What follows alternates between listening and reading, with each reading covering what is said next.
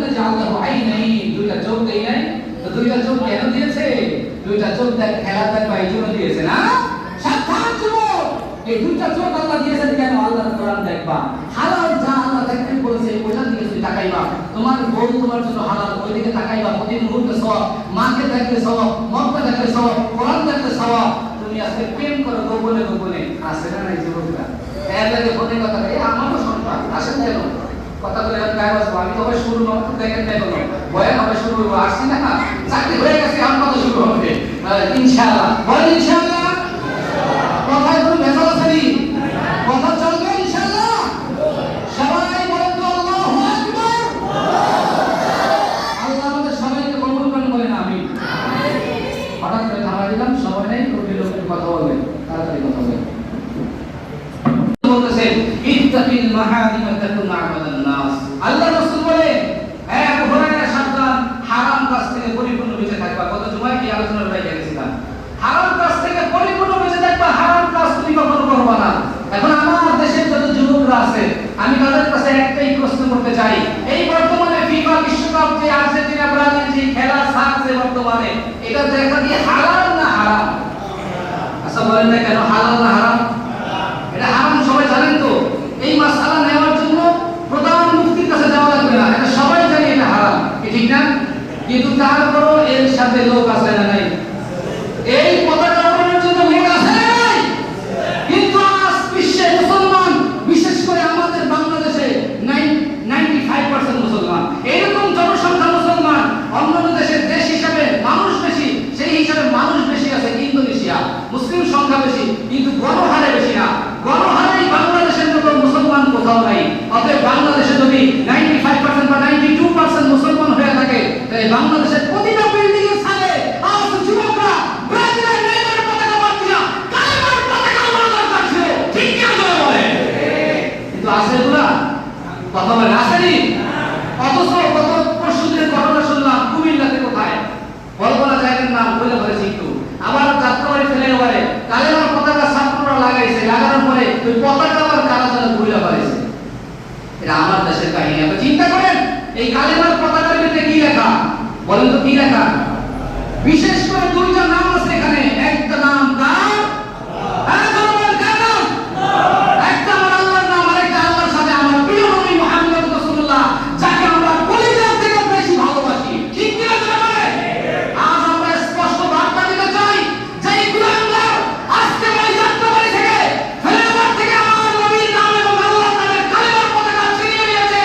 ওই বেঈমানটাকে যদি জনসম্মুখে আমাদের সামনে তার ফাঁসির কার্য না করা হয়,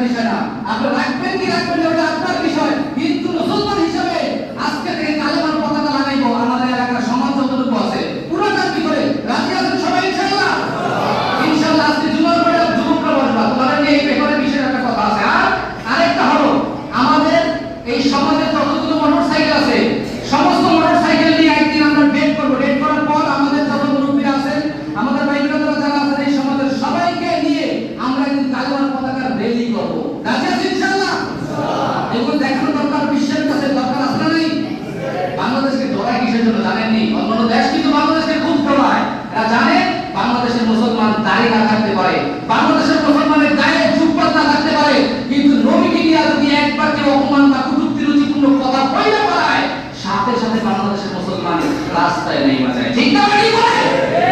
সাথে সাথে আন্দোলন শুরু হয়ে যায়। মুসলমান কাউকে ভয় করে না। ওকে, আমরা সেই মুসলমান, আমরা খালিদ বিন ওলীদের মতো আমরা সেই কাফেরের কাফন মাথায় দিয়ে রাজপথে নামতে রাজি আছি। আল্লাহ তাআলার রাসূলের সামান্য পরিমাণ কেউ উল্টাপাল্টা আমাদের সামনে মন্তব্য করবে, এটা আমরা সহ্য কখনোই করব না। দুইটা আয়াত করে শেষ করছি। এক, আল্লাহ তাআলা বলেন আলাম নাজআলহু আইনাইনি ওয়া লিসানান ওয়া শাফাতাইন। আল্লাহ বলে বান্দা আমি তোকে দুইটা চোখ দেই নাই। আল্লাহ বলতেছে হে বান্দা আলাম নাজআলহু আইনাইন, আমি তোকে দুইটা চোখ দেই নাই। এটা আল্লাহ তাআলা বলতেছেন। এরপরে বলে আমি কি দুই ঠোঁটের মাঝখানে তোকে একটা জিহ্বা দেই নাই? এখন এই দুই চোখ দিলেন, দুই ঠোঁটের মাঝে জিহ্বা দিলেন, এখন কেন দিলেন? আল্লাহুম্মা আয়াতে বলছে হে বান্দা ফাজকুরুনি আযকুরুকুম, আমাকে ডাক আমি তোকে ডাকবো। সুবহানাল্লাহ। তার মানে আল্লাহ জিহ্বা দিয়েছেন, আল্লাহ ডাকতে পারি নাই।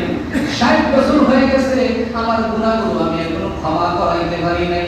50 বছর হয়ে গেছে আমার জীবনের নামাজটাই তো ঠিক নাই, জীবনটা কেমনে কাটাইলাম, কোনদিন কান্নার আওয়াজ নাই, শুধু হাসির যে জিন্দেগি আছে, শুধু দুনিয়ার জিন্দেগি, শুধু দুনিয়া নিয়ে ব্যস্ত, আখিরাত নিয়ে কোনদিন ব্যস্ততার কথা মাথায় তার আসে না, সময় নেই, ওনার ভাবারই সময় নেই। জিজ্ঞাসা করে ভাই খুব ব্যস্ত। আজকে যদি মনে যাও এই মুহূর্তে মারা গেল, পৃথিবীর যত বড় ব্যস্ততাওয়ালা লোক হোক না কেন, এই লোকটাকে 2টা মিনিট অতিরিক্ত রাইখা তাকে দাফন করবে, এইটাতে সম্মতি আর তার আত্মীয় স্বজনরা হবে না, বলবে একজন বিদেশ থেকে আসতে 2 দিন লাগবে, থাক এর আগে মাটি দাও। কথা বলে ঠিক না বেঠিক? তো বেশি সময় রাখলে লাশ পড়ে যাবে, পচার করে গন্ধ আসবে, তাড়াতাড়ি মাটি দাও। তাহলে কার জন্য কি করতেছে? এই জন্য মেরে ভাই দুনিয়ায় থাকতে যতদিন মালিককে ভোলা যাবে না। 1 নাম্বার সবক, মালিককে ভোলা যাবে না। কম কম হাসবেন, একেবারে কম, অট্ট হাসি দিবেন না। হা হা করে যে হাসিটা দেয়, এই হাসি দিবেন না, এটা অন্তর বলে যায়। রবিজি মুস্কি হাসি দিয়েছেন, একেবারে সামান্য পরিমাণ দাঁত কখনো বের হয়েছে, কখনো বের হয় নাই, এটাকে মুস্কি হাসি বলে। এই হাসিটা জায়েজ আছে। আর একটা হা হা করে হাসি দেয় না, এটা দেওয়া যাবে না। আর কিছু কিছু যুবকরা আছে যে এখন বিশেষ করে যখন খেলাটিতে তার নিজের দলের লোক গোল দিছিল, এই আবু হুরায়রা ওয়া আহিবালিন নাসি মা তুহিব্বু লিনাফসি, তুমি নিজের জন্য যেটা বেশি পছন্দ করো, তোমার প্রতিবেশী অন্য ভাইয়ের জন্য ওই জিনিসটাই পছন্দ করবা। কিন্তু সমস্যা হইল আমি পরি 800 টাকার লুঙ্গি, আর যাকাতের সময় আসলে প্রতিবেশীকে দেখি মশালের মতন লুঙ্গি। আছে না? এগুলা কি বানায় এগুলা? একদল আছে না, সবাই কিন্তু একদল আছে নি মশালের মতন লুঙ্গিতে যাকাত দেয়। এই মাসলা কই পাইল? যাকাতের মাসলা কি লুঙ্গি দেওয়া নাকি? এ কই পাইল? কোন কিতাব থেকে আনছে? আমরা তো কিতাব হাদিস, কোরআন হাদিস পড়া এগুলো পাই নাই কোথাও। যাকাতের মাসলা হইল আপনি 2 কোটি টাকার মালিক, এই পুরো হিসাব করতে হবে। 40,000 1000 টাকা, 40 ভাগে 1 করতে হবে। তো এরকম ভাবে হিসাব করে করে আপনার যত টাকা হবে আলাদা করতে হবে সম্পূর্ণ আগে। আলাদা করার পর এটা হক করে মিসকিন এই টাকা তাদেরকে দিয়ে দিতে হবে। তারা কি শাড়ি কিনবে না লুঙ্গি কিনবে তাদের ব্যাপার। আপনি আগে লুঙ্গি কিনে দিলেন কোন হিসাবে? সে তো লুঙ্গি নাও করতে পারে। আর এমন একটা দিচ্ছেন মাশাআল্লাহ, গোসলের সময় পুরো সদরঘাট সহ সবাই দেখে আল্লাহ আছে না নাই? আল্লাহ এই জাতি এরকম ভাবে মানুষকে ধোঁকা দেয়, এই ধোঁকা থেকে আমাদের পরিপূর্ণ হেফাজত করে বলেন আমিন। তাহলে আমি কি বলবো 4 নাম্বার, ওয়া আহিবালিন নাসি মা তুহিব্বু লিনাফসি, নিজের জন্য যেটা ভালোবাসো এটা অপরের জন্য আগে ভালোবাসতে হবে। তাহলে আমি যেটা বেশি ভালোবাসি এই জিনিসটা, এই রুচিসম্মত জিনিসটা আরেকজনকে দিব। হাদিয়া দেওয়ার বেলাও যদি ভালো জিনিস না হয় দরকার নাই, হাদিয়া দিবেন একটু ভালো মানেরটা দিবেন। এবং হাদিসের মধ্যে এরকম আসছে, আপনি টাকা হিসাব করতেছেন, টাকা একজনে পাবে আপনার সামনে 200 টাকা পাবে। এখন আপনার কাছে যেই কয়টা 200 টাকার নোট আছে এর ভিতরে যেটা একটু সিগা ফাটা পুরানো, এটা ওই পাওয়ার দিয়ে দিতেছে, দেখবেন অনেক সময়। অথচ নবী বলছে যেটা ভালো এটা দাও, ভালো নোট যেটা এটা তাকে দিতে হবে, এরকমটা দেওয়া যাবে না। কথা বুঝে আসছে নি? আল্লাহ এটা আপনার তৌফিক দান করেন, সবাই আমিন। 5 নম্বর নবীজি জানাই দিলেন ওয়ালা তুসরিজ ফাইন্নাকা সাতাসকিতু মিনাল কওম। আল্লাহ রাসূল বলেন ও আবু হুরায়রা, দুনিয়ায় কয়দিন থাকবা সেটা তো আর জানা নাই, কিন্তু শুনে নাও যতদিন দুনিয়ায় থাকবা এই দুনিয়ায় থাকা অবস্থায় হাসবা কম আর কাঁদবা বেশি। হাসা যাবে না, বেশি বেশি হাসলে এই অন্তর মরিয়া যায়। এই অন্তরের মাঝে আর নামাজ ভালো লাগে না, রোজা ভালো লাগে না, যাকাত ভালো লাগে না, হজ ভালো লাগে না, এরপরে বৈশাখ বসে একটু জিকির করবে ভালো লাগে না, কারণ হাসতে হাসতে দিলের কান শেষ, এই দিলে আর আমল ভালো লাগে না। আর রাসূল বলেছে বেশি বেশি কাঁদবা, যেটা কোরআনের ভিতরে একটা আয়াত আল্লাহ স্পেশাল নাযিল করে দিলেন, ফালিয়াদহাকু কালিলান ওয়া লিয়াবকু কাসীরা। আল্লাহ বলে হে বান্দা, দুনিয়ার জমিনে তোমরা কম কম হাসবা, বেশি বেশি কাঁদবা। কারণটা কি? মৃত্যুর পরে তোমার কবরের জিন্দেগিটা প্রথম ঘাঁটি। এই প্রথম ঘাঁটিতে যদি তুমি আটকে যাও, তোমার কান্নার জীবনে আর শেষ নাই। এই কান্না থামানোর মতো আর কেউ নাই। সারা জীবন কান্না, কিন্তু কান্নায় কোনো উপকারে তখন আসবে। কারণ মৃত্যুর পরে রাতে দিলাম কোনো লাভ নেই। মৃত্যুর পরে যদি আপনি হাজারো কোরআন খতম দেন কবরে বসে বসে, এতে কোনো লাভ আছে নি? এটা কোরআন মনে করে গেছে একটু তাদের দিল খুব ভালো, যে যে কোয়ালিটি আছে কিন্তু সবাই খুব ভালো, মুসলিমকে আমার খুব পছন্দ হয়েছে।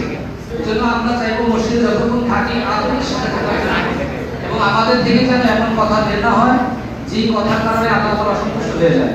যতক্ষণ মসজিদে থাকি আদব রক্ষা করবো। যারা যারা টাকা নিয়ে আসছেন দ্রুত নিয়ে যান, তারপরে আমাদের নামাজের কাজ শুরু হবে ইনশাআল্লাহ।